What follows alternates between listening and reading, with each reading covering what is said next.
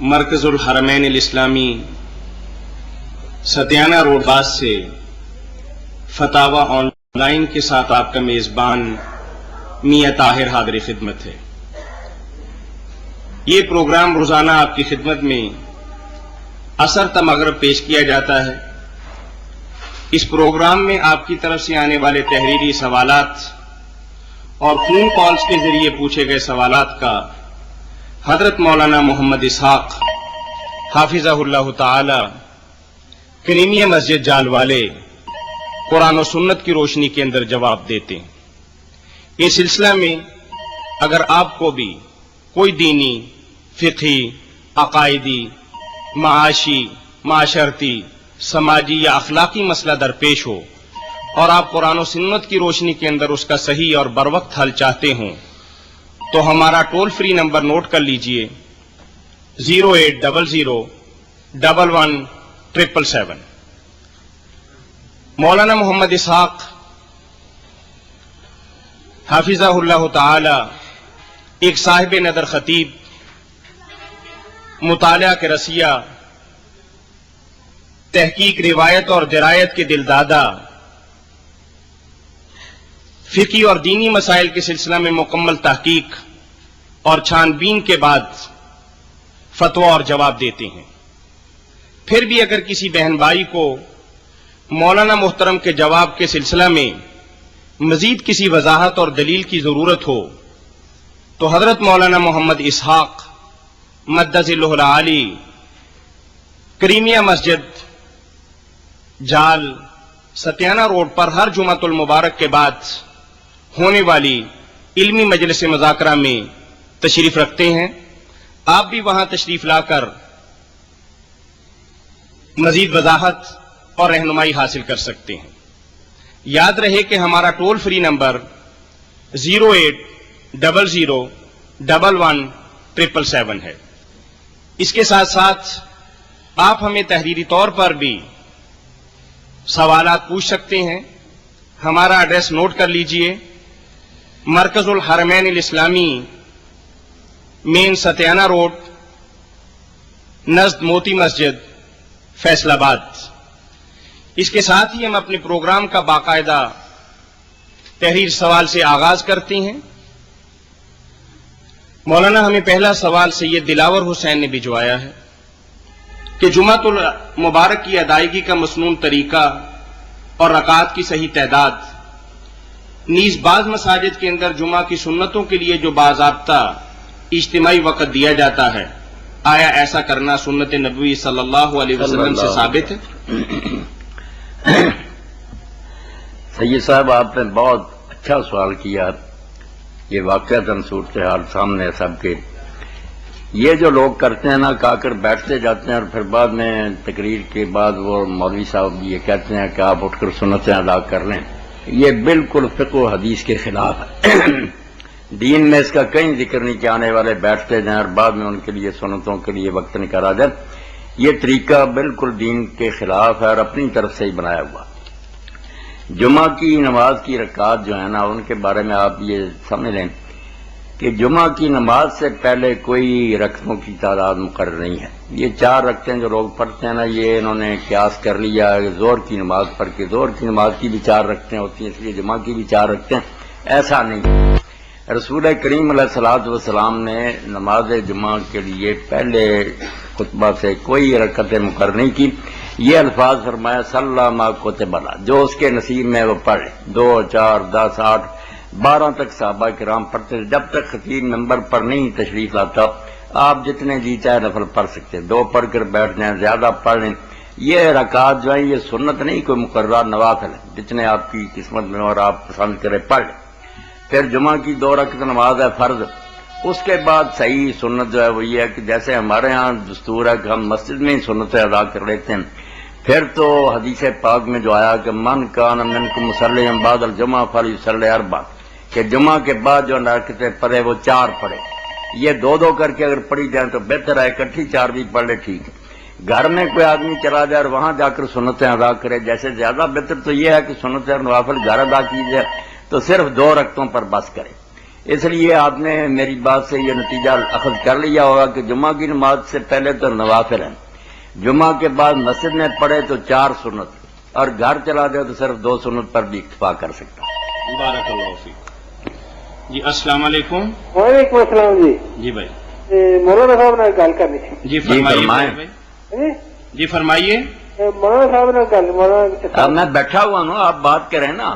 جی فقیر حسین بول رہے ہیں جی۔ جی وہ اچھا گل تو کرنی سی ایک تو وہ کیسٹاں کے بارے تم دسنا۔ جی وہ کیسٹاں میں سنیاں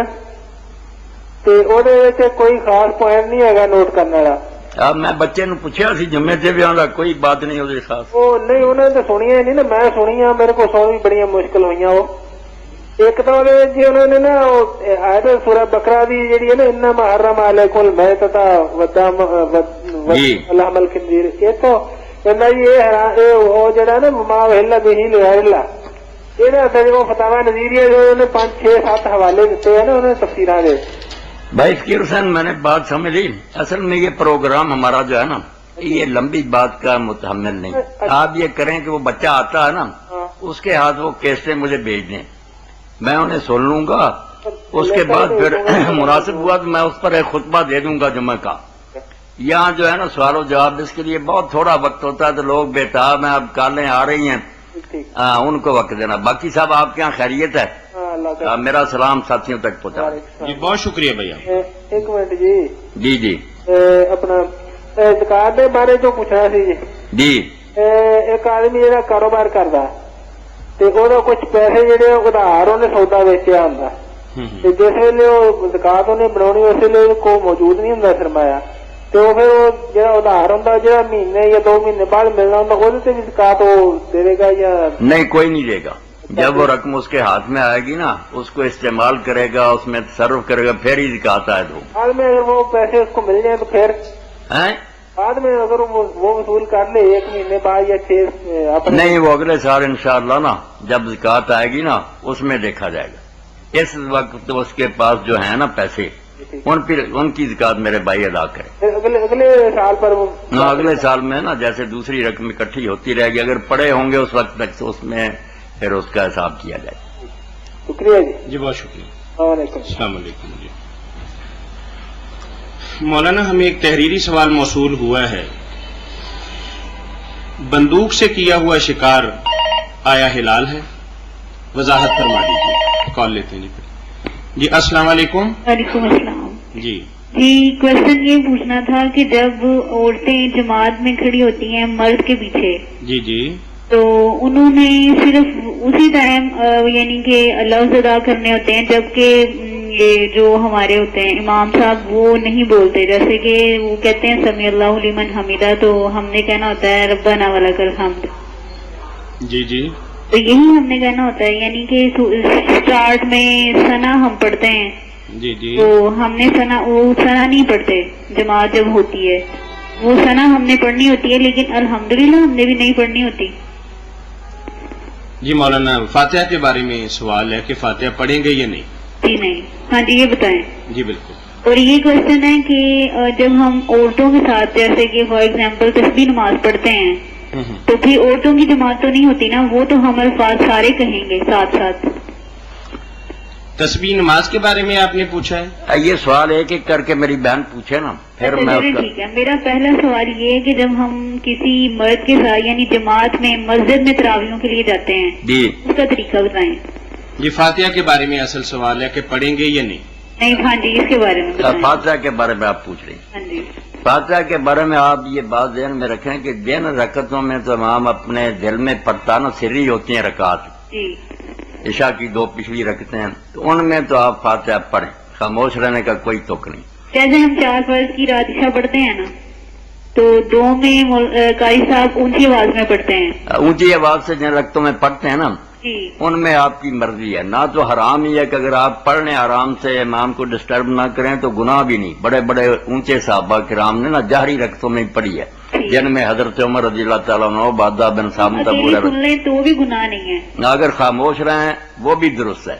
یہ بھی حضرت ابن مسعود، ابن زید ابن ثابت، ابن عمر جیسے وہ اونچی رکتوں میں نہیں پڑھتے، مگر جو رکھتے دل میں پڑی جاتی ہیں نا سری، ان میں تو میری بہن ضرور پڑھے. سارے علماء اس بات کو جان گئے، لکھتے بھی ہیں، لوگوں کو نہیں بتاتے مگر وہ مان گئے ہیں کہ جن رکتوں میں امام اپنے دل میں پڑھتا اس وقت چپ رہنے کی کیا وجہ، کیا سنیں گے اس وقت. اس لیے سری رکتوں میں تو آپ پڑھ لیا کریں ضرور، اور جو جہری رکھنے میں ان میں آپ کی مرضی ہے. اگر تو امام ٹھہر ٹھہر کے پڑھے، آیت پڑھی الحمدللہ رب العالمین پھر ٹھہر گیا تو آپ اس دوران اگر پڑھ سکتی ہیں پڑھ لے، ورنہ اگر خاموشی سے بھی سنیں گی نا تو رکھتے آپ کی ہو جائیں گی.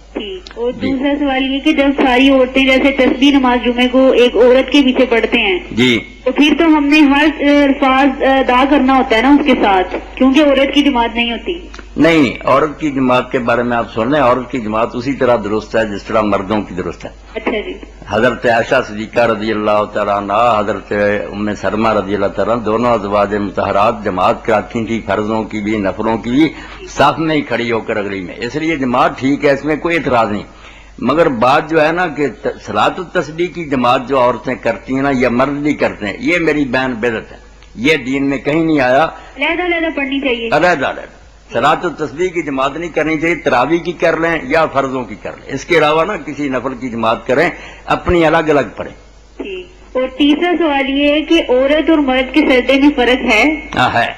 عورت کو سمٹ کر کے سجدہ کرنا چاہیے، بالکل زمین پر بچ کرنا. اپنے ہاتھ اونچے باندھنے چاہیے یا ذرا نیچے کر کے باندھنے چاہیے؟ کہاں؟ عورت کو یعنی ہاتھ اپنے سینے پہ باندھنے چاہیے؟ سینے پر باندھنے چاہیے، بالکل سینے پر میری بہن باندھنے چاہیے. پستان جو ہے نا ان کو دبا کر رکھنا چاہیے، بالکل پستانوں پر باندھے اور ان کو دبائے رکھے سمٹ کے سجدہ کریں. ہاں، سمٹ کر سجدہ کریں. اچھا چلیں ٹھیک ہے، بہت شکریہ جی، بہت شکریہ. السلام علیکم. وعلیکم السلام ورحمۃ اللہ وبرکاتہ. جو ہمارے ناظرین اور سامعین ابھی ہمارے ساتھ شامل ہوئے ہیں، یہ ہمارا پروگرام روزانہ عصر تا مغرب مختلف کیبل نیٹ ورکس پر بھی پیش کیا جاتا ہے اور اس کی روزانہ سی ڈی بھی بنتی ہے. آپ یہ سی ڈی شیف کمپیوٹر دکان نمبر 4 بیسمنٹ ریک سٹی سے حاصل کر سکتے ہیں. جی السلام علیکم. جی السلام علیکم. آن لائن جی فتاوا آن لائن. جی کلثوم ہے. میں نے مولانا صاحب سے یہ بات پوچھنی ہے کہ جیسے لوگ عام لوگوں کے پاس جاتے ہیں، ان سے پوچھتے ہیں کہ ہمارا یہ کام ہو جائے گا، اور وہ آگے سے بتاتے ہیں کہ آپ کا کام اتنی مدت تک ہو جائے گا. جی جی. اسلام یہ بات کہتا ہے کہ اس میں حقیقت ہے کوئی کہ جو ہمیں بتاتے ہیں یہ کام اس وقت ہو جائے گا؟ اسلامی روح سے کام ہے اس کو چھوڑ دی جاتا ہے اسلامی روح سے، کیا یہ صحیح بات ہے یا غلط ہے؟ ٹھیک ہے، مستقبل کے بارے میں کوئی خبر دینا. میری بہن، یہ جو آدمی قرآن مجید کو سرسری پڑھتا وہ جانتا علم غیب سوائے اس کے کہ اللہ تعالیٰ کبھی اپنے انبیاء علیہ السلام کو وحی کے ذریعے سے خبر دے دے، دوسرے کسی کے لیے یہ ممکن نہیں ہے کہ وہ مستقبل کی کوئی بات پیشگی بتا دے. کوئی ایسی پیش گوئی نہیں کر سکتا کہ فلاں وقت یہ کام ہوگا یا آپ یہ نکاح کریں یہ خیر و برکت کا ہوگا. ایسے استخارے بھی کوئی نہیں، کسی کو یہ نہیں اللہ تعالیٰ اطلاع دے گا کہ کل کیا ہونا، یہ اللہ ہی جانتا ہے. ہمیں صرف دعا کرتے رہنا چاہیے کہ اللہ جس میں بھلائی ہے وہ کر، ہمارے لیے جس میں بہتری ہے وہ چیز ہمارے لیے پسند کر. یہ ہے دعا استخارہ. ورنہ دعا استخارہ کا بھی جو لوگوں نے مفہوم بنا لیا نا کہ پڑھو اور دائیں پہلو پر سو، اتنے دن پڑھو، کوئی نہ کوئی اشارہ ہوگا خواب، یہ باتیں بھی اپنی طرف سے گڑی ہیں. صرف اتنا ہی حضور علیہ الصلوۃ والسلام نے سکھایا کہ 2 رکعت پڑھ کر اللہ سے دعا کرو کہ اللہ تو قادر مطلق ہے، سب کچھ تیرے قبضے میں ہے، تو سب کچھ جانتا ہے. اگر یہ کام جو ہم کرنا چاہتے ہیں بہتر ہے تو ہونے دے، اور اگر نہیں بہتر تو اس میں رکاوٹ ڈال دے. دل سے سچی دعا کر کے اللہ کی پر کوشش کریں. اگر وہ پھر کام ہو جائے تو سمجھے اللہ کو یہ پسند ہے دعا جو مانگی تھی، اور اگر نہ ہو تو سمجھے یہ کام نہیں ٹھیک تھا اسی لیے رکاوٹ پڑ گئی. اشارہ کوئی نہیں ہوگا، خواب کوئی نہیں آئے گی. جو ان چیزوں کے پیچھے پڑتے ہیں نا روتے ہی دیکھیں، بعد میں پچھتاتے ہیں کہ استخارہ تو غلط نکلا.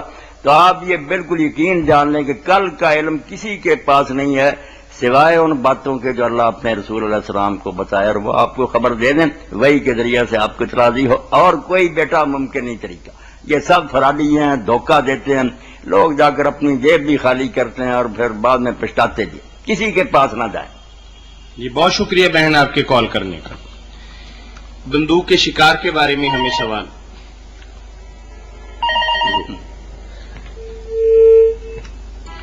بندوق. جی السلام علیکم. وعلیکم السلام. جی بھائی.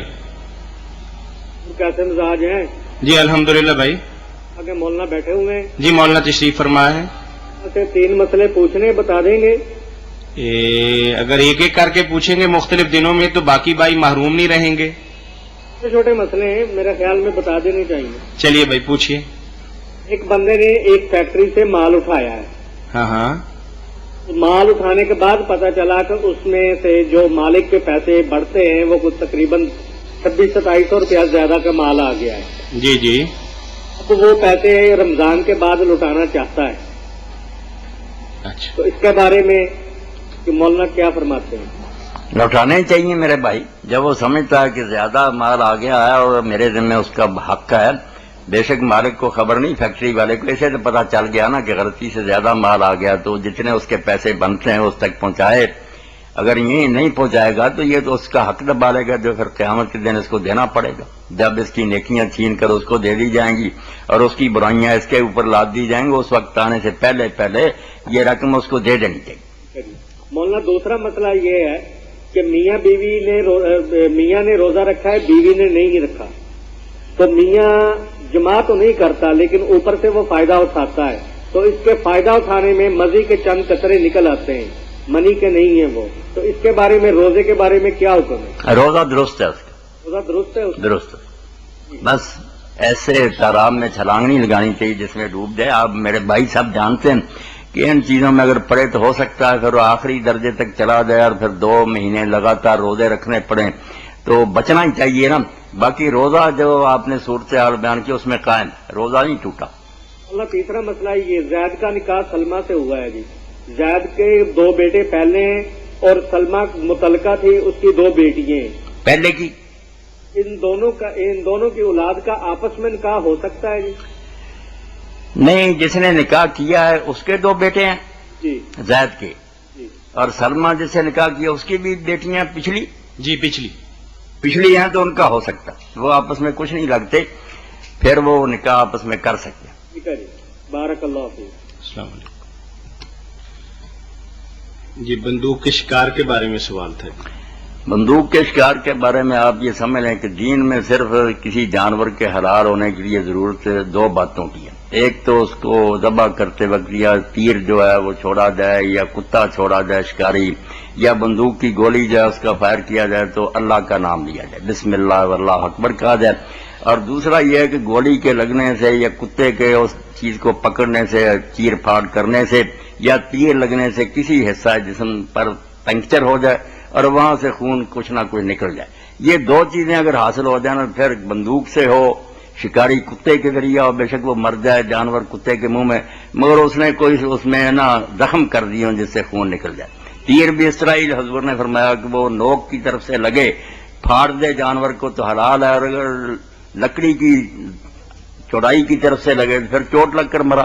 تو بس یہ اصولی بات ہے کہ بسم اللہ واللہ اکبر کہہ دیں گولی چلاتے وقت، اور دیکھ لیں کہ گولی سے وہ سوراخ ہو گیا، حلال ہے. گولی یہ بندوق اس زمانے کی نئی ایجاد ہے. پرانے زمانے کی فقہ کی کتابوں میں جو آتا نا کہ بندقہ کا شکار حلال نہیں، وہ تو گلیل ہوتی تھی، گلیل سے چلاتے تھے.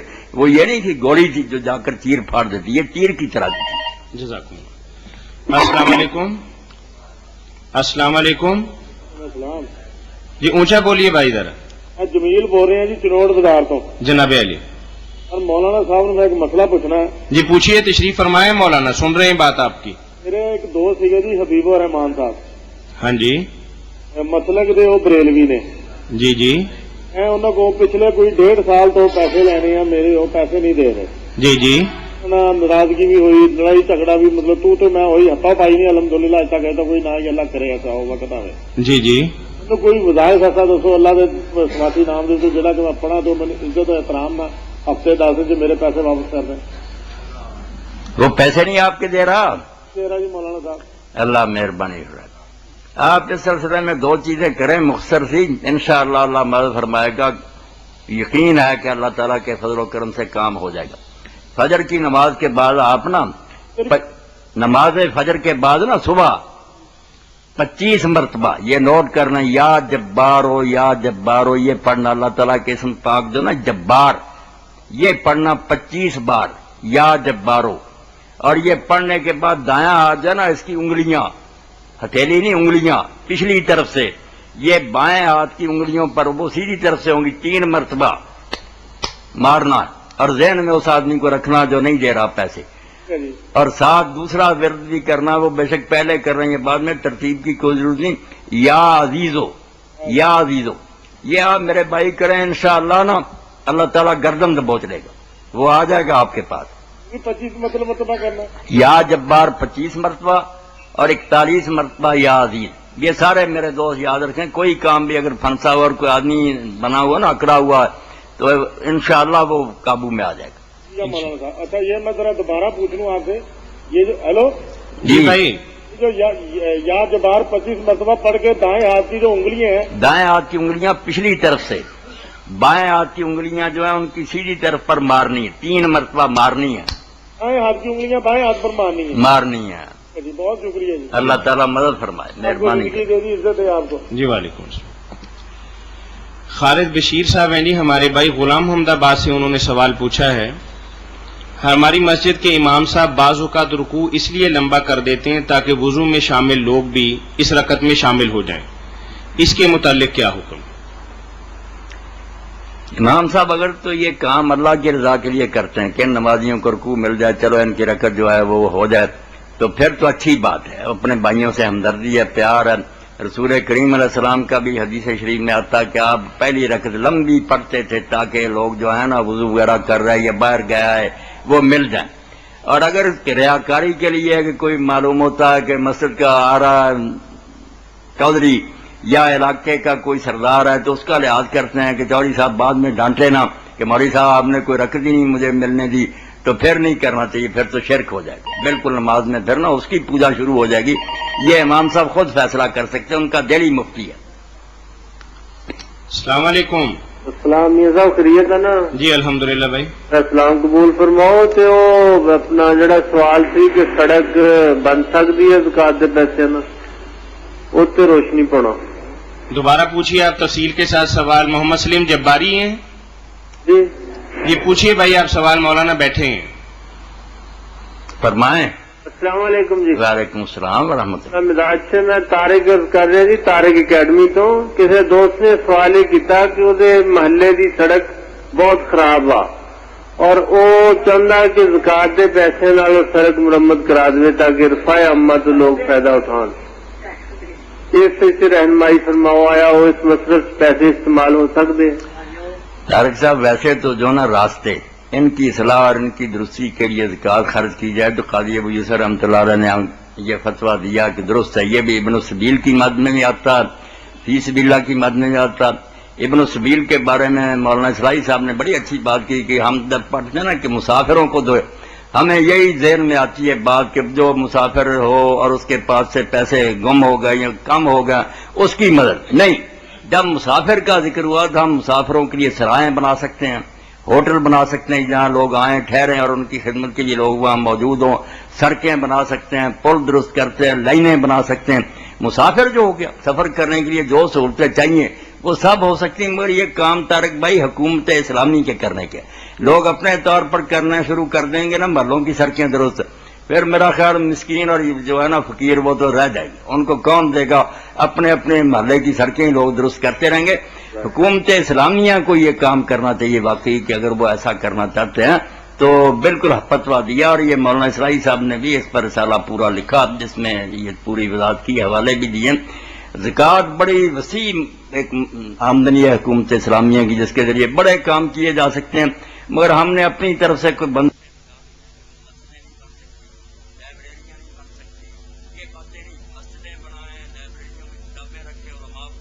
مدارس قائم کریں جہاں بچے تعلیم دین حاصل کریں، مجاہدین کی مدد کریں.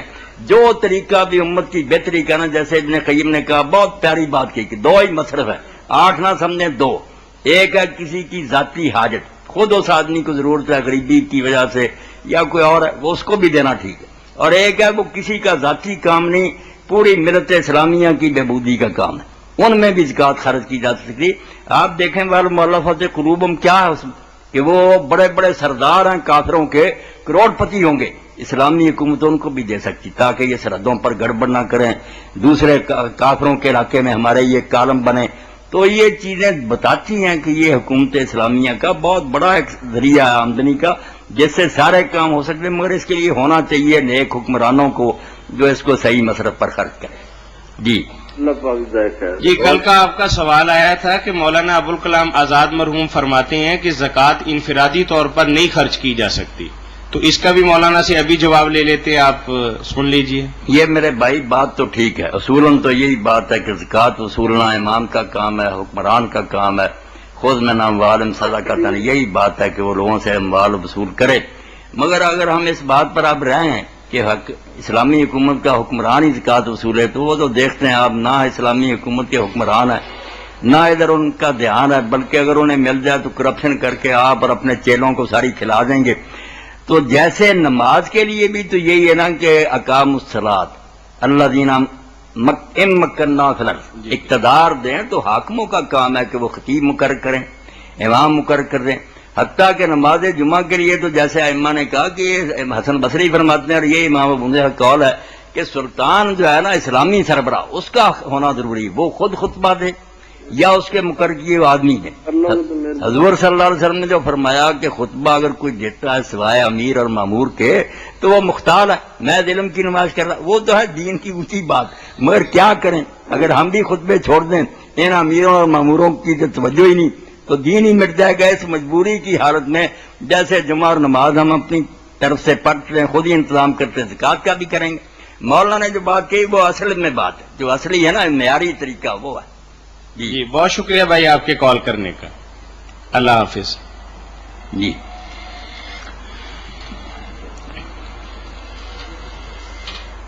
ہمارے بھائی مستقیم. السلام علیکم. وعلیکم السلام جی. جی وعلیکم. سر یہ پوچھنا تھا مولانا صاحب سے کہ عقیقہ جو ہے یہ کتنے دن کے بعد اندر ہوتا ہے یہ اور پیدائش کے بعد؟ جی عقیقے کے بارے میں تھوڑی سی میں وضاحت کر دوں کہ ہمارا یہ پروگرام روزانہ ریکارڈ کیا جاتا ہے، مختلف کیبل نیٹ ورک پر بھی پیش کیا جاتا ہے. ان پروگرامز کی سی ڈی آپ مارکیٹ سے خرید بھی سکتے ہیں. شیف کمپیوٹر ایک شاپ ہے دکان نمبر 4 بیسمنٹ ریک سٹی کے اندر، وہاں سے 2 رمضان المبارک کی سی ڈی آپ لے کے مولانا کا تفصیل کے ساتھ اس کے اندر بیان ہے عقیقے کے بارے میں، آپ اس میں دیکھ سکتے ہیں. پھر بھی مولانا آپ کی تالیف قلب کی خاطر مختصراً جواب مرحمت فرما رہے ہیں. بہت شکریہ جی. ہاں میرے بھائی میں مختصراً بتا دوں کہ کتنے دنوں کے اندر نہیں، یہ سوال غلط ہے، کس دن کرنا چاہیے. دنوں کے اندر نہیں کہ جس دن جی چاہے، 7ویں دن کرنا چاہیے. بچے کی پیدائش سے گن کرنا 7واں دن جس دن ہو اس سے نہ آگے کرنا چاہیے نہ پیچھے کرنا چاہیے. اللہ کے رسول علیہ السلام نے 7واں دن اس کے لیے مقرر کیا، اور بال بھی اس دن ہی منڈوانے چاہیے.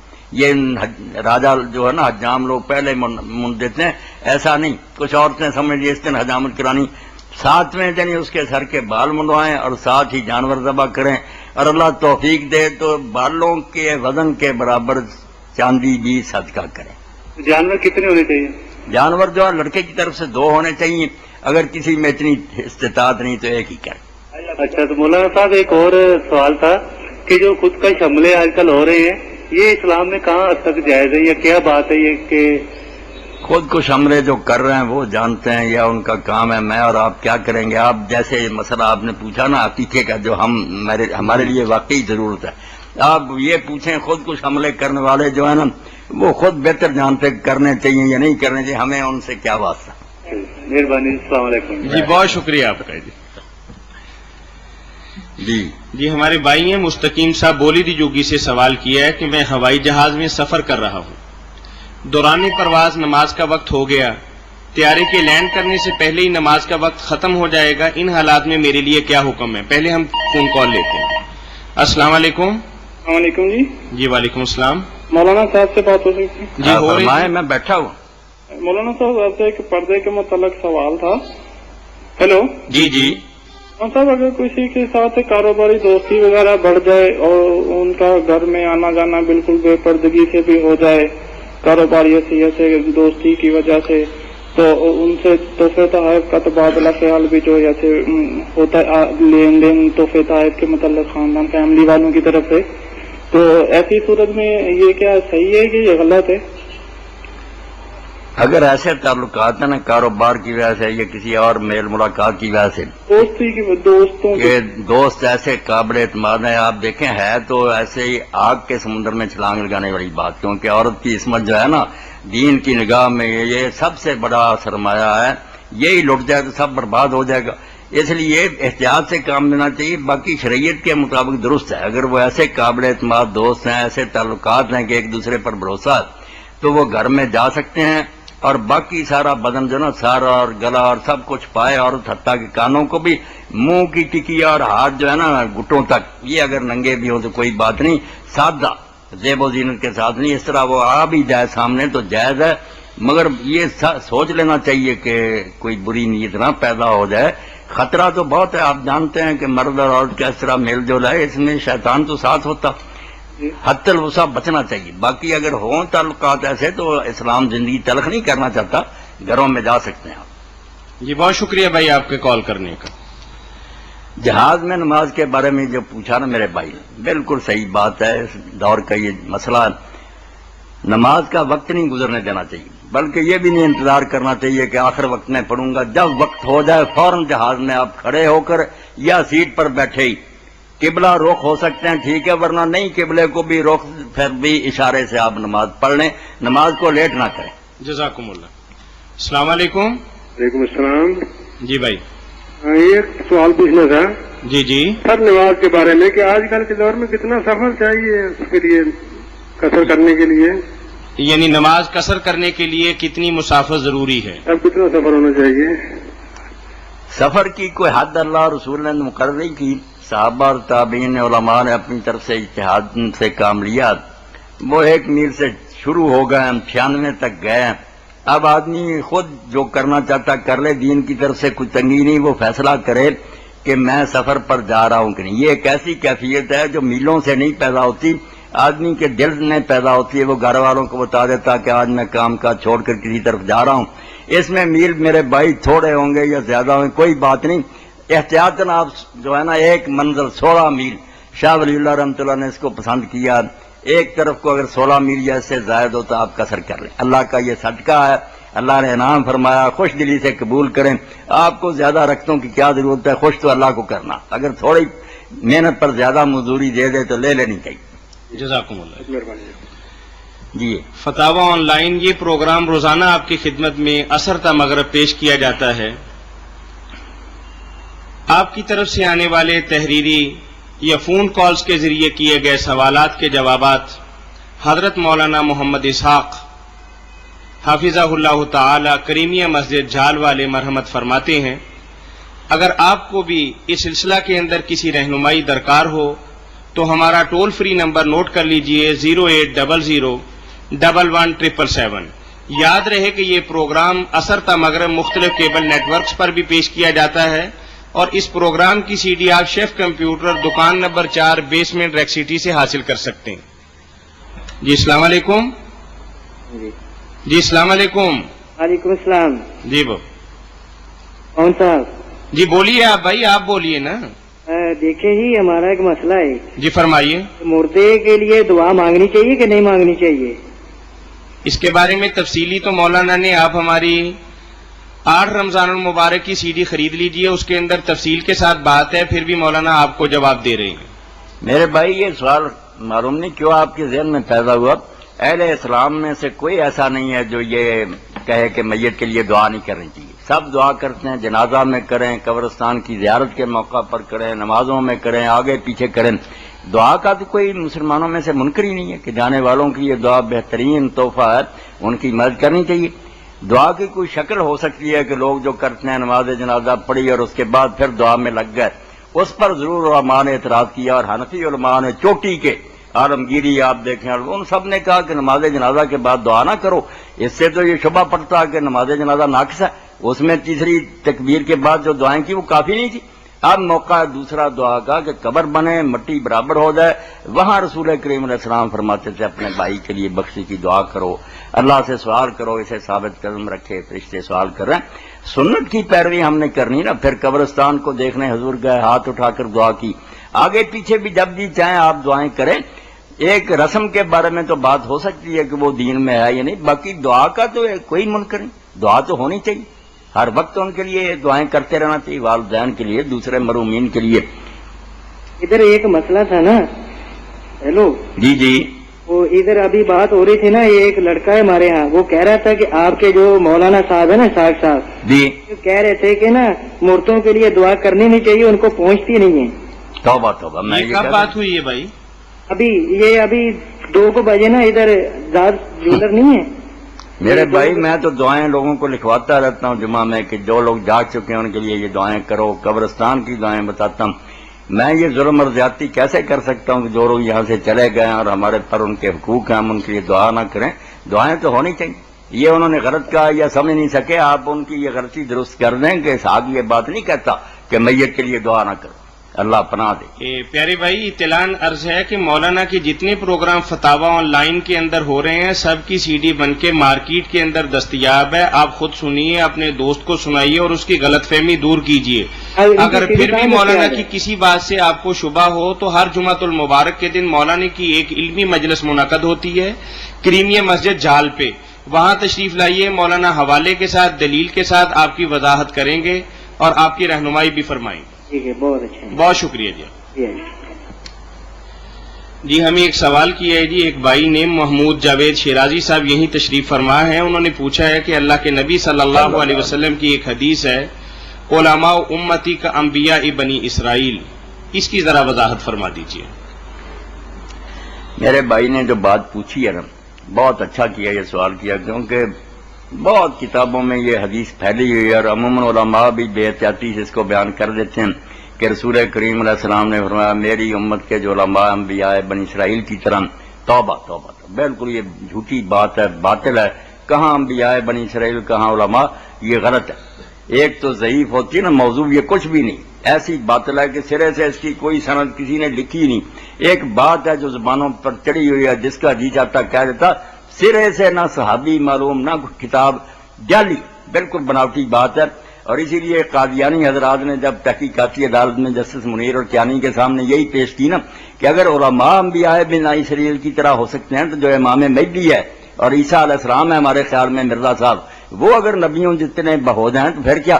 تو علماء کی آنکھیں اس وقت کھلی، انہوں نے پھر کہا کہ لاؤ اس کی کوئی سند، بتاؤ یہ حدیث کہاں، تو وہ بھی شرمندہ ہو گئے۔ اس وقت ٹھیک کان پکڑے کہ یہ کوئی شے نہیں۔ تو اس لیے میرے بھائی یہ کوئی حدیث نہیں، نہ حضور نے ایسا فرمایا۔ جیسے وہ بات ہے کہ علم حاصل کرو خواہ چین جانا پڑو، اس سے بھی لوگوں نے کمیونزم نکال لیا کہ چین میں اور کون سا علم، وہی ہے کمیونسٹوں بھی دن میں، بالکل غلط بات ہے۔ ایک اور حدیث ہے جو کورس کی کتابوں میں ہے کہ علم حاصل کرو نہد سے لے کر لہد تک۔ یہ فکرہ اپنی جگہ ٹھیک ہے کہ علم آخر تک اعتراض کرے، مگر حضور نے نہیں فرمایا۔ بالکل ایسی باتیں نہیں کہنی چاہیے جو آپ سے ثابت نہیں ہے۔ جی السلام علیکم۔ وعلیکم السلام، مولانا صاحب بیٹھے ہیں؟ جی فرمائیں آپ۔ مولانا صاحب ایک بات پوچھنی تھی تراویحیوں کے متعلق، جی کہ یہ سنت موقدہ ہے کون سی؟ تراویحیاں؟ نہیں، کوئی سنت موقدہ نہیں، نوافل ہے۔ یہ تو حضرت ابو ہریرہ رضی اللہ عنہ سے روایت جب کیا ہے امام ابن شہاب زہری نے تو صحیح بخاری اور مسلم میں کہ حضور شوق دلاتے تھے من غیر ان یامر بعظیمہ، کوئی تاکیدی حکم نہیں دیتے تھے، یہ نہیں ضرور کرو ایسی کوئی بات نہیں کرتے تھے، شوق دلاتے تھے کہ اچھے دینا ہے، نفل پڑھو اللہ ثواب دے گا۔ اس لیے جو کہتا نا یہ ضروری ہے موقدہ فلاں، بالکل غلط بات کہتا، نفل ہے جو پڑھ بھائی سکتا۔ مولانا کا تراویح کے بارے میں تفصیلی بیان جو ہے وہ 6 رمضان المبارک کی سی ڈی کے اندر آپ دیکھ سکتے ہیں، اور آپ کو یہ سی ڈی شیف کمپیوٹر دکان نمبر 4 بیسمنٹ ریک سٹی سے مل سکتی ہے۔ اس میں مولانا کا تراویح کے بارے میں تفصیلی بیان ہے، آپ وہ لے لیجئے، خود بھی سنیے، دوسروں کو بھی سنائیے۔ شیف کمپیوٹر دکان نمبر 4 ہے جی، بیسمنٹ ریک سٹی کے اندر۔ دکان نمبر 4؟ جی دکان نمبر 4 ہے جی۔ یہ سارے پروگرام روزانہ ریکارڈ ہوتے ہیں اور ان کی سیریز ملتی ہیں وہاں۔ جی وہاں سے ملتی ہیں۔ تو مولانا صاحب یہ موقدہ کے بارے میں بتا دیجیے گا۔ ہلو، یہ جو ہے نا مقدہ غیر مقدہ، یہ لفظ بھی علماء نے خود ہی بنائے ہیں، حدیث پاک میں کہیں نہیں آیا۔ یہ نمازوں کے ساتھ بھی سنتے ہیں جو کہتے ہیں نا کہ یہ مقدہ ہی غیر مقدہ، یہ تقسیم میرے بھائی آپ ہی کی ہے، کہیں کسی حدیث میں نہیں لکھا۔ یہ ٹھیک ہے کچھ نوافل آپ نے زیادہ پڑھے ہیں، وہ بھی نوافل جو سنتے ہم پڑھتے ہیں نا زور اثر کے ساتھ، بالکل میرے بھائی نفل ہیں. جو پڑھتا ہے ثواب ملے گا، نہیں پڑھتا گناہ کا سوال نہیں پیدا ہوتا. مگر کوشش کرنی چاہیے کہ آدمی پڑھے تاکہ قیامت کے دن اگر فرضوں میں کچھ کمی نکلے تو ان سے پوری ہو جائے. لازمی ان میں سے کوئی نہیں ہے، حتیٰ کہ وطر بھی لازمی نہیں ہے. وطر کوئی پڑھتا ٹھیک ہے، اگر کسی دن نہیں پڑھے کوئی گناہ نہیں. بڑی مہربانی مولانا صاحب. جی حاضرین کی طرف سے ایک سوال آیا ہے کہ دعا کے بعد منہ پر ہاتھ پھیرنا، اس کے بارے میں شریعت کا کیا حکم ہے؟ دعا کرنے کے بعد منہ پر ہاتھ پھیرنے کا عام رواج ہے، مگر صحیح بات وہی ہے جو امام مالک رحمۃ اللہ علیہ اور بڑے بڑے نیک لوگوں نے کہی تھی. جب اس کے بارے میں کوئی حدیث صحیح ثابت نہیں ہوئی، کمزور روایتوں کو ملا جلا کر کہتے ہیں یہ بھی کمزور یہ بھی کمزور، مگر کچھ معلوم ہوتا ہے ہی نہ. ایسی باتیں نہیں دینی چاہیے. سیدھی بات ہے جب کوئی صحیح حدیث ثابت نہیں کہ منہ پر ہاتھ پھیرو تو ایسا نہیں کرنا چاہیے. حضرت ابن عمر اور ابن زبیر کی بھی جو روایت کرتے ہیں نا کہ حضرت المفرد میں امام بخاری، وہ بھی نہیں صحیح روایت. اس لیے بہتر یہ ہے کہ ہاتھ منہ پر نہ پھیرے جائیں. جی السلام علیکم. وعلیکم السلام. جی بھائی. اپنا حضرت صاحب بیٹھے ہیں نا؟ جی بیٹھے ہیں. جی یہ کہڑی جگہ اپنا ہے جی؟ یہ مین ستیانہ جگہ میں روڈ، کون سی ہے؟ یہ مین ستیانہ روڈ پہ آپ آئیں گے نا، ہاں جی. گل بہار کالونی کا ایک یو ٹرن آتا ہے.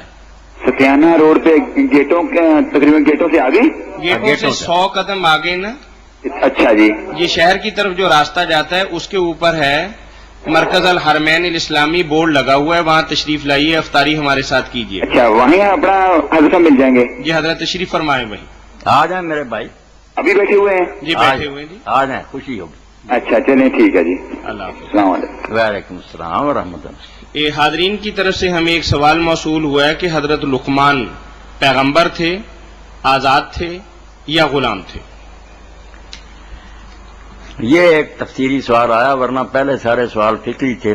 اور آج میرا دل بہت خوش ہوا کہ لوگوں نے خواہ مخواہ کی باتیں پوچھنے کی بجائے وہ پوچھیں جن کی دن رات ان کو ضرورت ہے. ایسے ہی سوال ہونے چاہیے تاکہ یہ تھوڑا سا وقت جو ہے نا کارآمد ثابت.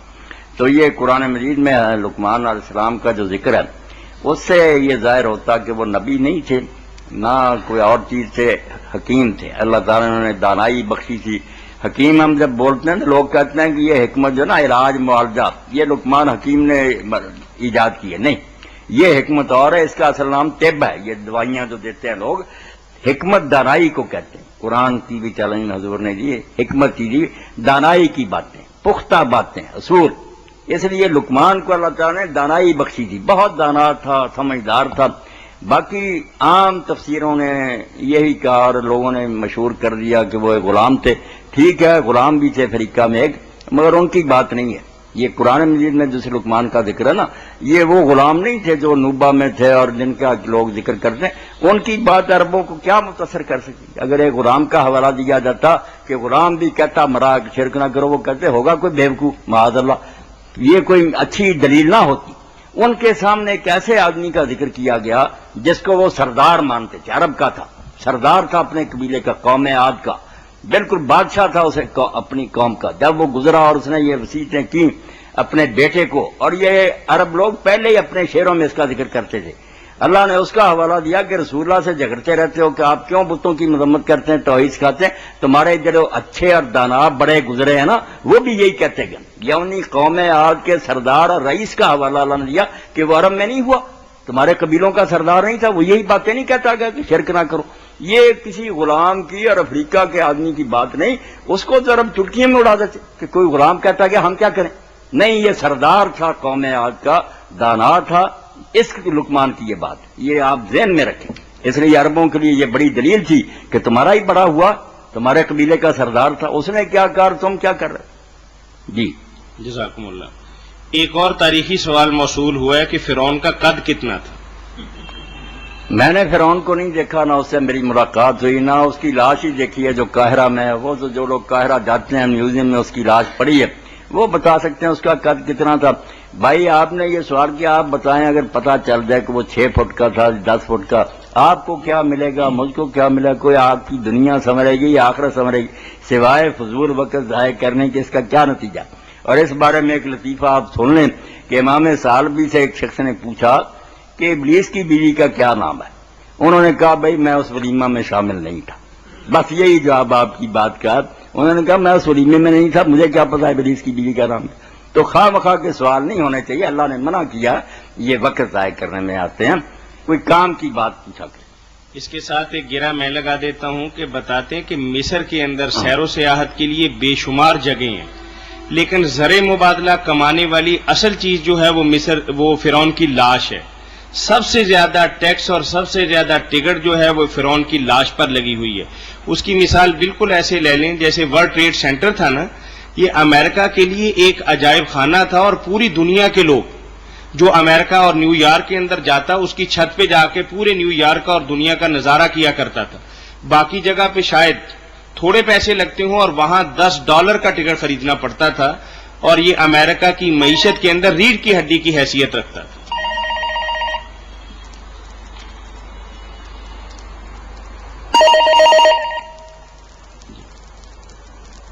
السلام علیکم. السلام علیکم. جی وعلیکم السلام. جی فرمائیے بہن. میں یہ پوچھنا چاہ رہی ہوں کہ ہم جو کام کرتے ہیں وہ کام ادھورا ہی رہتا ہے, پورا نہیں ہوتا, رکاوٹیں ہی رکاوٹیں. جی جی کیا بات ہے؟ میری بچی پڑھ رہی ہے میڈیکل کالج میں, وہاں سے وہ پاس ہی نہیں ہو رہی.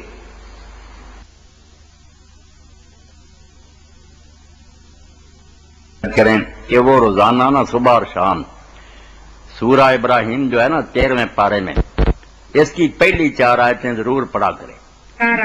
بسم اللہ الرحمن الرحیم سے نا وَهُوَ الْعَزِيزُ الْحَكِيمُ تک ایک مرتبہ صبح پڑھ لیں, ایک مرتبہ شام.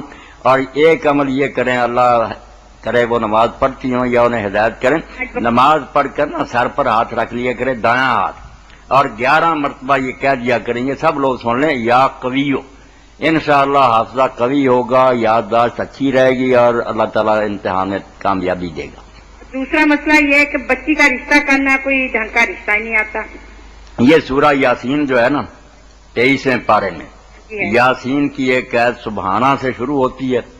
سبحان الذی خلق الازواج کلھا مما تنبت الارض ومن انفسهم مما لا یعلمون. یہ 45 مرتبہ نا ہر نماز کے بعد, درمیان میں کوئی بات بھی کرنی پڑے تو کر لیں, مگر یہ پڑھا کریں. انشاءاللہ اللہ نا مشکل آسان کرے. مرتبہ جی بہن کچھ اور پوچھنا چاہیں گے آپ؟ کتنی مرتبہ پڑھنی ہے یہ 45 مرتبہ مولانا نے بتایا کہ سبحان اللہ سے جو آیت شروع ہوتی ہے سورہ یاسین کی 45 بار پڑھنا ہے اسے. 45 بار جی 45 دفعہ. اچھا جی, اللہ حافظ. اللہ مہربانی. یہ مولانا ہمیں اکاڑا سے ایک سوال کیا ہے ایک دوست نے, خوشنود اکبر ان کا نام ہے. جی السلام علیکم. وعلیکم السلام. جی رانا صاحب, میں نے ایک بات پوچھنی تھی آپ سے. جی فرمائیے. آپ نا کہ فرض کو 2 رکعت کر کے پڑھا جائے تو وہ زیادہ بہتر ہے. فرض کو 2 رکعت کر کے پڑھا جائے یعنی کون سے فرض کی بات کر رہے ہیں آپ؟ فرض ظہر اور عصر کے. اللہ اکبر. ٹھیک ہے جی. ہاں, میری بچی آپ نے جو پوچھا نا کہ فرض نماز جس کی 4 رکھتے ہیں وہ بھی 2 کر کے پڑھی جائیں, یہ کسی نے نہیں کہا, یہ تو بالکل بے خبری کی بات ہے. جو فرض ہیں وہ 4 ایک ہی سلام سے اکٹھے پڑھے جائیں گے. مغرب کے 3 ہیں وہ بھی ایک سلام سے پڑھے جائیں گے. فجر کے تو ہیں ہی 2. فرضوں میں نہیں ہے یہ کیا جا سکتا کہ 2 کر کے پڑھیں. البتہ سنتیں اور نوافل جو ہے نا صلاۃ التسبیح سمیت یہ بیٹا پڑھنی چاہیے 2 کر کے. صلاۃ اللیل والنہار مثنا مثنا, دن رات میں جب بھی آپ پڑھیں موقدہ سنتے غیر 2 پڑھ کر سلام پھیریں, پھر 2 شروع کر لیں. زیادہ بہتر طریقہ یہ ہے, فرضوں کا نہیں یہ طریقہ. آپ نے بتایا تھا نا کہ بہتر طریقہ یہی کہ 2 کر کے پڑھی جائیں. ہاں 2 کر. یہ فرض کے بارے میں نہیں ہے میری بہن, فرض کے بارے میں نہیں ہے, سنتیں اور نفل جو ہے. فرض تو 4 اکٹھے ہی پڑھنے. جی وضاحت ہو گئی بہن. ہیلو, بات مکمل ہو گئی آپ کی. السلام علیکم. جو مولانا نے فرمایا نا کہ 2 کر کے پڑھنا ہے, یہ سنن اور نوافل کے بارے میں ہے. فرائض تو ایک طے شدہ ہے کہ آپ کو اسی طریقے سے ادا کرنے پڑیں گے جیسا کہ اللہ کے نبی صلی اللہ علیہ وسلم کا فرمان ہے. 4 اکٹھے. بہت شکریہ آپ کے کال کرنے کا. خوشنود صاحب کا کیا؟ جی خوشنود صاحب نے سوال کیا جی کہ میں ایک ایسے تعلیمی ادارہ میں تعلیم حاصل کر رہا ہوں جہاں نماز اور وضو وغیرہ کا کوئی خاص اہتمام نہیں ہے. تو آیا میں دو دو نمازیں اکٹھی کر کے ادا کر سکتا ہوں؟ پہلے کال لے لیتے ہیں پھر جواب. جی جی السلام علیکم. ہاں سر کیا حال ہے؟ جی الحمدللہ. میں اکرم بول رہا ہوں جی جال سے. جی جی سوال میرا یہ ہے، میرے والد صاحب وفات پا گئے ہیں. اللہ مغفرت فرمائے. میں نے اپنے والد صاحب کے ساتھ ہی ایک قبر کی جگہ رکھی ہے. تو انسان مولانا دنیا سے چلا جاتا ہے، کتنی جائیداد یا دولت خریدتا ہے کرتا ہے، تو کیا قبر کی جگہ رکھنی جائز ہے؟ کیونکہ اما عائشہ صدیقہ رضی اللہ تعالیٰ عنہ نے بھی رکھی تھی. نہیں اکرم بھائی، یہ قبرستان جو ہے نا، جی یہ سارے مسلمانوں کی ملکیت ہے، اس میں کسی کا کوئی خاص نہیں ہے زیادہ حصہ. اس لیے یہ جو قبریں پہلے ہی لوگ رکھ لیتے ہیں کہ میں نے اپنے لیے رکھی ہوئی ہے. کئی لوگ تو ایک مردے کو دفن کرتے ہیں اور ارد گرد ایسی چوکھنڈی بنا دیتے ہیں کہ بس قبضہ کر لیا خاندان پورے کے لیے. یہ سب ظالم ہیں، ان کا کوئی حق نہیں. جس کا جی چاہے چوکھنڈی کے اندر اپنا مردہ دفن کرے، آپ نے جگہ رکھی ہے اس پر بھی دفن کرے. باقی جو اما عائشہ رضی اللہ عنہا کا آپ نے کہا انہوں نے کوئی جگہ نہیں رکھی تھی، ان کا تو اپنا حجرہ تھا، قبرستان میں کسی کی جگہ پر قبضہ نہیں کیا. وہ جو گاڑی ان کا تھا اس میں دفن ہوتے گئے، ایک جگہ بچی ہوئی جو انہوں نے کہا میری ہے یہ خواہش کہ میں یہاں دفن ہوں، وہ حضرت عمر رضی اللہ عنہ دفن ہو گئے. اس لیے وہ کوئی قبرستان جو نا وقف ساری دنیا کا مشترکہ، وہاں نہیں انہوں نے کوئی جگہ سنبھالی ہوئی تھی، اپنے گھر میں ان کا حجرہ ہی تھا، سارا ان کا ہی تھا. تو یہ کوئی مثال نہیں. کوئی بندہ اپنی زندگی میں قبر نہ اپنے لیے مقرر کرے کہ میں یہاں دفن ہوں گا. اور آپ فکر نہ کریں، آپ مشرق میں بھی دفن ہوں گے نا، اور ابا جی مرحوم مغرب میں، تو آپ کی روحیں اگر آپ نیک ہوئے ماشاءاللہ تو اکٹھی ہو جائیں. اور اگر پاس پاس دفن ہوئے نا تو کوئی پتہ نہیں، آپ جہنم چلے جائیں، اللہ اپنا دے، ابا جی جنت میں ہو. فکر تو ہم لوگوں کی کرنی چاہیے. یہ قبریں پاس پاس یا دور کوئی شے نہیں، اس دنیا میں یہ فاصلے کوئی حیثیت نہیں رکھتے. جی جی رانا صاحب بہت شکریہ. کچھ اور پوچھیں گے مولانا سے؟ بس یہ سوال تھا بقایا لکھ کر انشاءاللہ میں دوبارہ ریڈل کرتا ہوں. ٹھیک ہے جی. ٹھیک جی. وہ نور صاحب نے جو پوچھا ہے نا کہ وہ ایک تعلیمی ادارے میں کال لے لیں. جی السلام علیکم. السلام علیکم. جی وعلیکم السلام. مولانا صاحب بیٹھے؟ جی بیٹھے ہیں. جی جی فرمائیے بھائی. بات یہ ہے کہ شکیل امان بات کر رہا ہوں پیپلز کالونی سے. جی جی ایک مسئلہ تھا، اسی بارے میں نے پوچھنا تھا. جی فرمائیے، تھوڑا اونچی بولیے بھائی. سر مسئلہ یہ تھا کہ میں نے نا آج سے 1 سال تقریباً 1.25 سال پہلے شادی کر لی تھی، جی جی. گھر والوں کے بغیر بتائے. ٹھیک ہے جی. اور ابھی جو میری مسز ہے وہ ایک بچے کی ماں بننے والی ہے بس انشاءاللہ تھوڑے دنوں میں. تو سر میں اسی کے ساتھ نا اپنے گھر والوں کو بھی میں نے ایگری کیا ہے، وہاں جا کے شادی کرنا چاہ رہا ہوں. ہلو جی جی سن رہا ہوں میں. تو سر میں ان کے گھر جب جانا ہے تو وہاں پہ پھر دوبارہ نکاح کرنا ہے ہم نے. اس میں کوئی مسئلہ یا کوئی پرابلم تو نہیں ہے؟ جو کہ پہلے جو نکاح کیا تھا اس میں 2 گواہ تھے، ابھی میں پھر جا کے وہی دوبارہ نکاح اسی لڑکی کے ساتھ کرنا چاہ رہا ہوں. یہ جو اللہ نے آپ کو بچا لیا کہ گناہ نہیں آپ نے کیا، چلو نکاح کر لیا تھا، بے شک ہم اشتہار نہیں دیا، نکاح تھا، بچہ بھی حلالی ہو گیا. تو آپ اگر فارمیلٹی آپ پوری کرنے چاہتے ہیں، ان کے والد بھی راضی ہو گئے آپ کے، تو آپ جائیں بے شک. اور 1 مرتبہ نہیں 10 مرتبہ بھی زندگی میں نکاح دہراتے رہے نا، کچھ نہیں بگڑتا. اگر شوقیہ بھی کوئی آدمی ہر سال تازہ کر لیا کرے اپنا نکاح، مولوی صاحب کو بلائے پھر ایجاب کو، کچھ فرق نہیں پڑتا، جائز آپ کر لیں. ٹھیک ہے سر. کوئی بات نہیں. جی شکیل امان بہت شکریہ آپ کا بھائی. جی ایک اور چھوٹی سی بات، جی پوچھیے. پلیز میرے لیے دعا کیجیے گا. میں اتنا کہ پریشان ہوں کہ دن رات رو کے گزارتا ہوں. میں بزنس کی وجہ سے بڑے کرائسس میں ہوں. میری گھر والوں کے ساتھ بھی میری انڈرسٹینڈنگ نہیں ہے. میرا کاروبار میری ویونگ فیکٹری تھی، اب یہ پوزیشن ہے کہ مجھے کوئی 4000 روپے کی جاب نہیں مل رہی. میں اتنا کہ پریشان ہوں، میں اخراجات برداشت نہیں کر سکتا. میرے لیے میرے حق میں دعا کیجیے گا. اللہ تعالیٰ آپ کے حال پر رحم فرمائے، کرم کرے. جی یہ پروگرام فتاوا آن لائن روزانہ آپ کی خدمت میں عصر تا مغرب پیش کیا جاتا ہے. اگر آپ بھی کوئی مسئلہ مولانا محترم سے پوچھنا چاہیں تو ہمارا ٹول فری نمبر نوٹ کر لیجئے 08001117777. جی السلام علیکم. السلام علیکم. جی وعلیکم السلام. فتاوا آن لائن. جی فتاوا آن لائن. ایک کوشچن پوچھنا چاہتی ہوں میں. جی فرمائیے.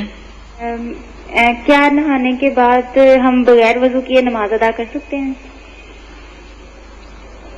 نہانے کے بعد وضو کی بیٹا کوئی ضرورت نہیں، بلکہ حضرت صدیقہ رضی اللہ تعالیٰ عنہ فرماتی ہیں کہ رسول اللہ وضو نہیں کرتے تھے غسل کے بعد، اس لیے اگر پتہ چلتا تھا نا کوئی آدمی پھر نہانے کے بعد وضو کرتا تو صحابہ کرام ناراض ہوتے تھے کہ تم میں یہودیوں والے وسوسے ہیں، کیوں دوبارہ وضو کرتے ہو؟ کون سی چیز خشک رہ گئی تھی جب دھونی ہے؟ جب نہا لیا سب کچھ تو دھویا گیا، باقی پہلے ہونا چاہیے استنجا کر کے آدمی کلی کرے، ناک میں پانی ڈالے، سر سے پاؤں تک اچھی طرح وہ اپنا بدن دھو لے، وضو اس میں ہی آ گیا بچہ، کسی نئے وضو کی ضرورت نہیں۔ کچھ لوگ کہتے ہیں ہاتھ لگ جاتا ہے شرمگاہ کو، یہ بھی کوئی بات نہیں، وضو درست ہے آپ کا۔ اور اگر ہیلو جی اگر قمیض کے بازو تنگ ہو اور وضو کے دوران ہم اوپر سے ہیلو جی جی صرف ہاتھ گیلے کر کے اگر اوپر پھیر لیں بازو کے تو کیا وضو ہو جاتا ہے اس سے، یا وہ اسکن کا گیلا ہونا ضروری ہے؟ نہیں، جو ہے نا کونی سے لے کر انگلیوں کے سرے تک یہ تو بیٹا ننگا ہونا چاہیے نا بازوؤں کو، اس پر پانی بہانا نا، اچھا پانی بہانا جس سے قطرے نیچے بھی گریں، پھر ہی وضو ہوگا نا۔ جی جی کچھ اور پوچھیں گی بہن؟ شکریہ جی اللہ حافظ۔ خوشنود صاحب کا سوال جو ہے کہ میں تعلیمی ادارے میں تعلیم حاصل کر رہا ہوں، وہاں کوئی انتظام نہیں نمازوں کے الگ الگ پڑھنے کا، تو بالکل یہ خوشنود صاحب ایسا ہی کریں کہ 2 نمازیں ہیں نا، اگر زور کا وقت ہو گیا PhD شروع ہونے سے پہلے تو آپ زور اور اثر دونوں اکٹھی پڑھ لیں، شام تک فارغ ہوگا، اور اگر پڑھ رہے ہیں پہلے سے تو صبر کریں، مغرب سے پہلے جب چھٹی ہوگی نا پھر دونوں نمازیں پڑھ لیں، ان کے ساتھ سنتیں بھی نہیں پڑھنا۔ جب 2 نمازیں اکٹھی کی جائیں صرف فرض پڑھے جاتے ہیں، 4 فرض زور کے 4 اثر کے، اسی طرح مغرب میں بھی کر سکتے ہیں آپ، اجازت ہے۔ السلام علیکم۔ السلام علیکم۔ وعلیکم السلام۔ جی فتاوی آن لائن فرمائیے کیا پوچھیں گے آپ؟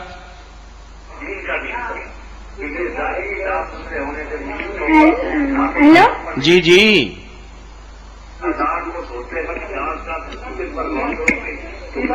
آپ پہلے سوال طے کر لیں، بعد میں کال کر لیں نا، تاکہ کسی آنے والے کی کال جو ہے وہ مس نہ ہو، وقت بڑا محدود اور بڑا قیمتی ہے۔ ہاں لائیو یہ پروگرام چلتا ہے، ریکارڈڈ ہوتا ہے، تو آپ میری بہن اپنا سوال پہلے طے کر لیجئے اپنے گھر والوں کے ساتھ مل کے، پھر لکھ کے ہمیں سوال کر دیجئے۔ جی السلام علیکم۔ اس کے ساتھ ہی مولانا ہمیں حاضرین میں سے ایک سوال پہنچا ہے کہ ایسے تعلیمی ادارے جو عیسائی یا آغا خانی یا مشنری تحریکوں کے تحت چل رہے ہیں، ان میں تعلیم حاصل کرنا کیسا ہے؟ نیز ان میں بحیثیت استاد کام کرنا کیسا ہے، یا کسی اور نوعیت کی نوکری کرنا کیسا ہے؟ ایسی نوکری تو اب کہیں بھی نہ مل سکتی، جو ادارے سارے پاکیزہ ہوں، نوکر بھی پاکیزہ ہوں، ایسا تو ممکن نہیں، نہ حکومت کے ادارے جو ہیں وہ خالص اسلامی ہیں، نہ اور کوئی ہے۔ اب مجبوری تو یہ کہیں نہ کہیں روزگار کے لیے آپ کو نوکری کرنا پڑے گی، تو یہ اسماعیلی وغیرہ یا عیسائی مشنری آپ ان میں نوکری بے شک کریں، مگر کوئی ایسی تعلیم نہ بچوں کو دیں جو کفر پر مبنی ہے، بے دینی نہ انہیں سکھائیں، جس طرح آپ کے بس میں اچھی باتیں سکھائیں۔ کوئی بات نہیں، آپ ملازمت کریں۔ جی شکریہ۔ جی ایک سوال حاضرین میں سے ایک دوست نے پوچھا ہے کہ وضو کے لیے سر پر لباس ہونا ضروری ہے، اور دوسرا سوال ان کا یہ ہے کہ جس جگہ وضو کا آسان انتظام نہ ہو وہاں آیا جوتوں سمیت جرابوں پر مسح کیا جا سکتا ہے؟ السلام علیکم۔ السلام علیکم۔ جی فتاوی آن لائن کیا پوچھیں گے بھائی آپ؟ ہیلو السلام علیکم۔ مولانا صاحب سے بات کرنی ہے۔ تو کریں نا آپ بات، مولانا تشریف فرمایا ہے، آپ بولتے جائیے، مولانا سن رہے ہیں، پھر آپ کا سوال سننے کے بعد آپ کو جواب دیں گے۔ اب بات کریں نا آپ میرے بھائی۔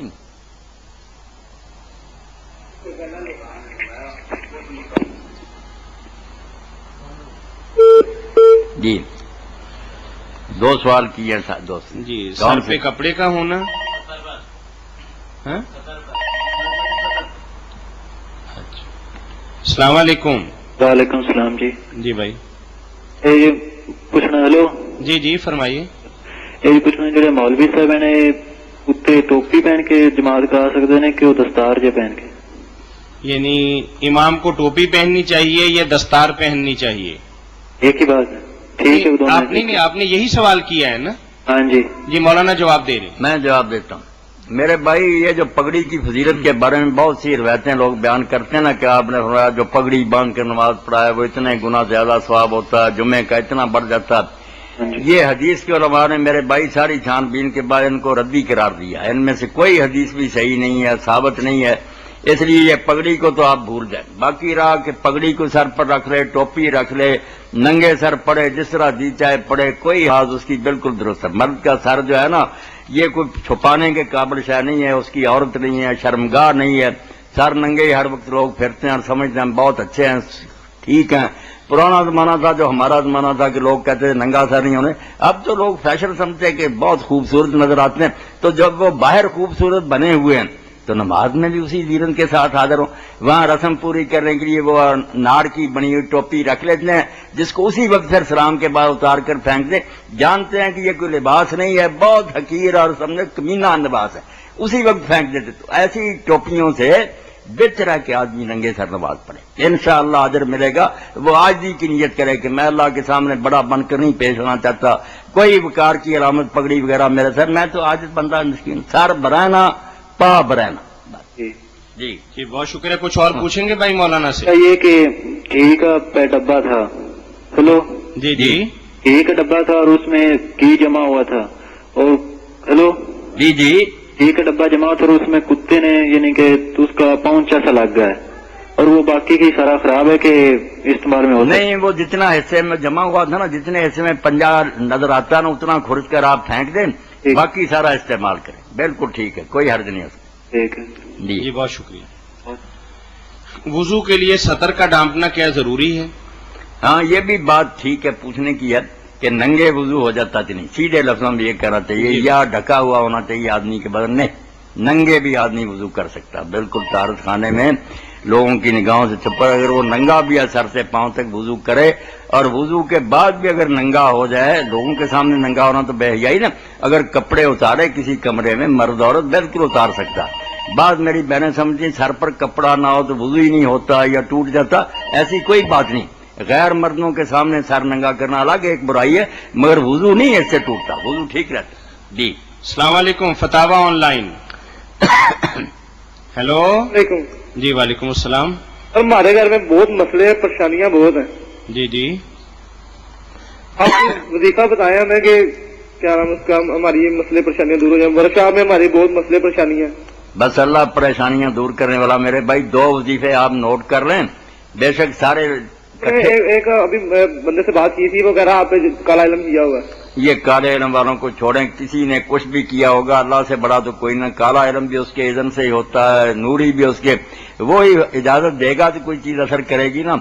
آپ صرف یہ کریں کہ 313 مرتبہ حسب اللہ و نعم الوکیل، اتنا ہی صرف، لمبا چوڑا نہیں، حسب اللہ و نعم الوکیل، حسب یلہ اللہ حسب اللہ و نعم الوکیل، یہ نیو کر، بس اتنا ہی، 313 مرتبہ اول آخر درود شریف، اور دوسرا عمل لکھ لیں 500 مرتبہ لا حول ولا قوت الا باللہ، مگر اس سے پہلے اور پیچھے 100 مرتبہ درود شریف پڑھنا ہوگا، چھوٹا ہی بے شک پڑھ لیں، اللہم صلی علی محمد وعلی آل محمد وبارک وسلم، اتنا بھی کہتے جائیں کافی، 100 پہلے 100 بعد، یہ دن رات میں اب جی چاہے جب چاہے پڑھ لیں، انشاءاللہ مسئلے حل ہوں گے۔ حسبی اللہ و نعم الوکیل 313 بار اور 500 بار لا حول ولا قوت الا باللہ، اللہ مشکلیں حل کرنے والا۔